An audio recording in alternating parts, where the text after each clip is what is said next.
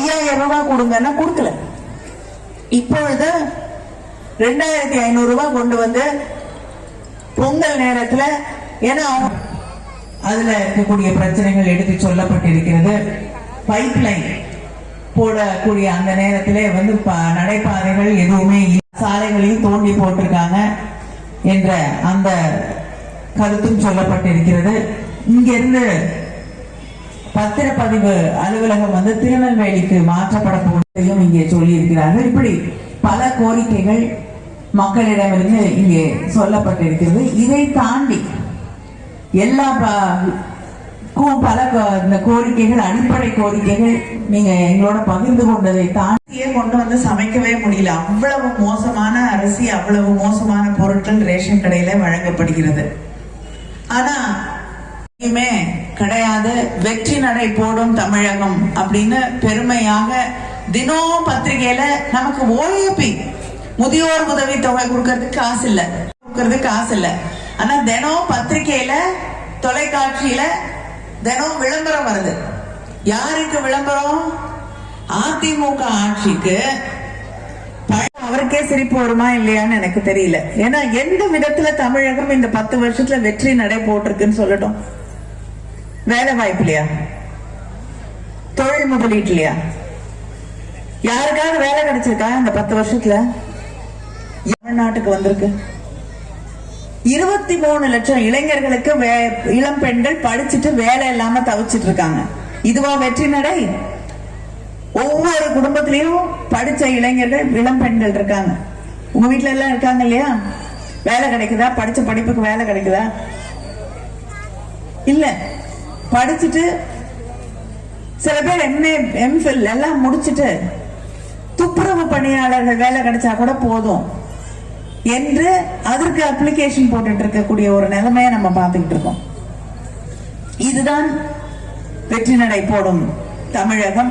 16,000 விவசாயிகள் தற்கொலை செஞ்சுட்டு உயிரிழந்திருக்கிறார்கள் இந்த ஆட்சியில. இது வெற்றி நடை போடும் தமிழகம்.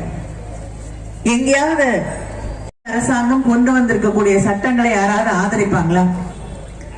அந்த விவாதம் நடந்திருந்த போதே ஒரு அம்மையார் அவங்களோட கூட்டணியில் இருந்த ஒரு கட்சியை சேர்ந்த அகாலி தளத்தை சார்ந்த ஹர்சிம்ரத் கவுர் என்ற ஒரு அமைச்சர், இந்த பதவியே எனக்கு வேண்டாம், இது விவசாயிகளுக்கு எதிரான சட்டம் என்று பதவியை தூக்கி எறிஞ்சிட்டு, கூட்டணியும் தூக்கி எறிஞ்சிட்டு அதுல இருந்து வெளியில வந்தாங்க. ஆனா எடப்பாடி பழனிசாமி, விவசாயின்னு சொல்லிக்கிற எடப்பாடி பழனிசாமி நம்மளுடைய போடும் தமிழகம். இன்னொன்னு, அரசாங்க வேலையெல்லாம் மத்த மாநிலத்தில இருந்து வரவங்களுக்கு எழுதி கொடுத்துட்டாங்க. கிட்டத்தட்ட எல்லா மாநிலங்களிலும் வெளியில இருந்து வந்து பணிகள் கிடைக்கல. இது துரோகம் இல்லையா? தமிழ்நாட்டில் இருக்கக்கூடியவர்களுக்கு துரோகம் இல்லையா? ஆனா சொல்கிறார்கள் நாங்க வெற்றி நடை போடுகிறோம் என்று. எந்த வெற்றி நடை? ஒரே ஒரு விஷயத்துலதான், தான் சம்பாதிப்பது, தன்னுடைய கட்சிக்காரர்களை நல்ல வளத்தோடு வாழ வைத்துக் கொண்டிருக்கிறத தாண்டி எந்த வெற்றி நடையும் இல்லை. ஏன்னா எந்த டெண்டரா இருந்தாலும் கேட்டா சொல்லுவாங்க இது குளோபல் டெண்டர். நம்ம ஊர்ல ஸ்மார்ட் சிட்டி ப்ராஜெக்ட் நடத்துறாங்க, அதுவும் அவங்களுடைய சொந்தக்காரங்களுக்கு, சம்பந்திங்களுக்கு. இவங்க மட்டும்தான் டெண்டர் எடுக்க முடியும். இவங்களுக்கு மட்டும்தான் தமிழ்நாட்டில் வாழ்வதற்கான வழி ஏற்படுத்தி கொடுத்திருக்கக்கூடிய ஆட்சி இந்த ஆட்சி. இந்த ஆட்சி யாருக்கும் பயனில்லாத ஒரு ஆட்சி. தானா சம்பாதிக்க முடியும் அப்படிங்கிற ஒரு நிலையை ஏற்படுத்தி தர முடியும். வீட்டுல இருந்தே நீங்க சம்பாதிச்சு உங்க பிள்ளைங்களுக்கு படிப்புக்கு உதவி செய்யலாம், குடும்பம் நடத்தலான்னு. ஆனா இன்னைக்கு சுய உதவி குழுக்களுக்கு யாருக்காவது கடன் கிடைக்குதா? இல்ல. மானியம் கொடுக்கறாங்களா? இல்ல. பயிற்சி கொடுக்கறாங்களா? இல்ல. சுழல் நிதி கொடுக்கறாங்களா? இல்ல. இன்னைக்கு இந்த சுய உதவி குழுக்களே செயல்படாத ஒரு நிலையை உருவாக்கி வைத்திருக்கிறார்கள். இந்த பெண்கள் அந்த சுய உதவி குழுவை நடத்தணும்னா தனியார் கிட்ட கந்து வட்டிக்கு காசு வாங்கி தான் நடத்த வேண்டிய ஒரு சூழல். கொரோனா காலகட்டத்துல எங்களுக்கு எந்த வருமானமும் இல்லை, கடனை திருப்பி கட்ட முடியலன்னு சொன்னா அவங்க மிரட்டுறாங்க. வாங்கின காசை நீ எப்படியும் திருப்பி கொடுத்துதான் ஆகணும் என்று மிரட்டக்கூடிய ஒரு சூழலில் இன்னைக்கு பெண்களுக்கு பாதுகாப்பு, முதல்லயே பாதுகாப்பு கிடையாது. சிராஜ் பெனிக்ஸ் சாத்தான்குளத்துல தந்தை மகன் 2 பேரும் போலீஸ் ஸ்டேஷன்ல ராத்திரி முழுக்க வைத்து அடித்து கொல்லப்பட்டார்கள்.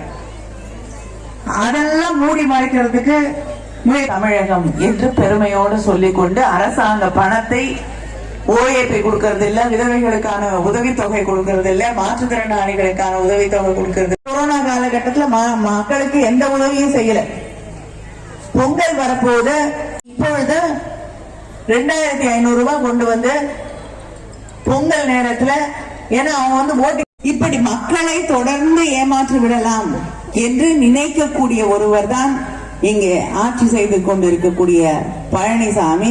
கேட்டா எங்க தாத்தா சொத்து சேர்த்து வச்சுட்டு எனக்கு போனாரு, எங்க தாத்தாக்கு தாத்தா எங்க அப்பா இவங்க எல்லாம் எப்படி இருந்தாங்கன்னு எங்களுக்கும் தெரியும். அதனால இந்த அதிகார பேச்சு, ஆணவ பேச்சு இதெல்லாம் மக்கள் ஏற்றுக்கொள்ள மாட்டார்கள் என்பதை அவர்கள் புரிந்து கொள்ள வேண்டும். மக்களுக்கு பணி செய்ய வேண்டும்.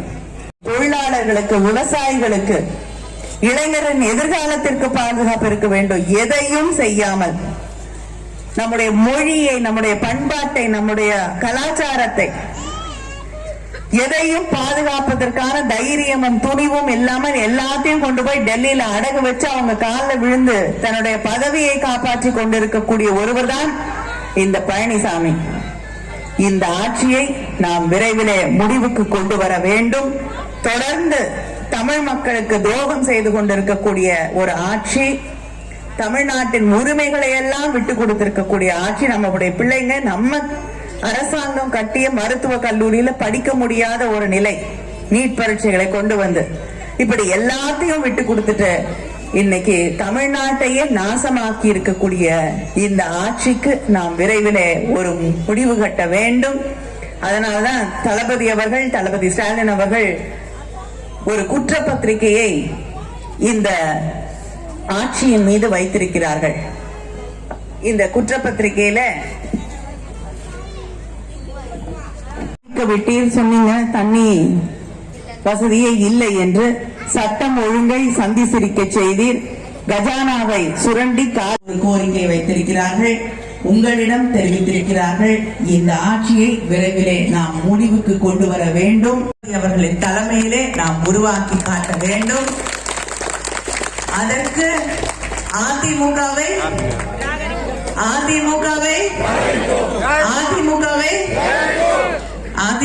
இங்க நிராகரிக்கக்கூடிய அந்த தேர்தல் வரக்கூடிய அந்த நேரத்திலே வாக்குச்சாவடிகளிலே நீங்கள் நிராகரித்து காட்ட வேண்டும். மறுபடியும் தமிழகத்திலே வேலை வாய்ப்புகள் உருவாக்கப்பட வேண்டும். சுய உதவி குழுக்கள் செயல்பட வேண்டும். எல்லாருக்கும் ஒரு பாதுகாப்பு வேணும். ரேஷன் கடையில ஒழுங்கா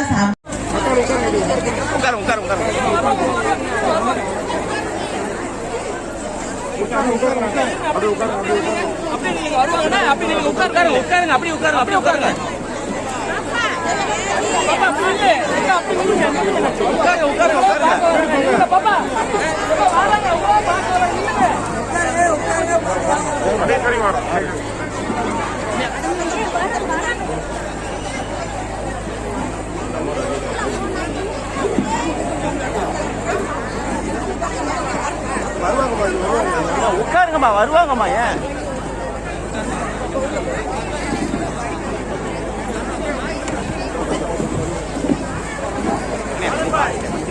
போயிட்டு வர உட்காரு.